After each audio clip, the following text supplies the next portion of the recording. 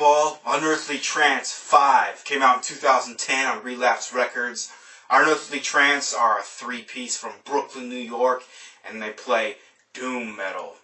5 combines Unearthly Trance's specific breed of violent, angry anguish, and do so by utilizing slower tempos. For example, we're being fueled up with monstrous doom riffs, and instead of being lifted up in almost a doomcore type sound, we are dropped into these huge pits of drone. And we're just getting buried by these huge, monstrous, lingering riffs. Which brings to mind Neurosis, who have that combo of sound that hypnotizes and decays before your ears. Now those riffs combined with a psychedelic, pitch black atmosphere, which for me brings to mind visions of serial killers and like cannibalism, due to Unearthly Trance's use of silence, and there's voices hovering in the background, all these strange sounds going on,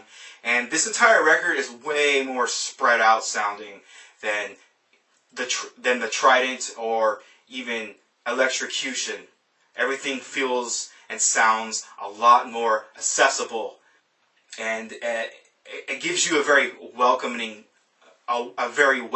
feel. You dive into this record and it's almost like you're just drowning in molasses.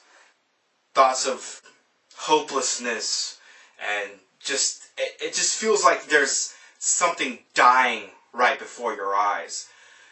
Beginning of this record starts off with a very mid-pace, and like I said, you get dropped into these pits of drone, and as the album continues on, there's more of those pits of drone until you reach the very end of the record, and it's completely drone, and to the very end where there's just silence.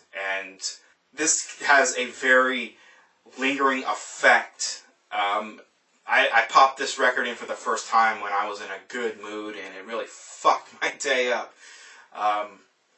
Sincerely, I mean, I had difficulty pulling out of it. It had that much of an impact on me.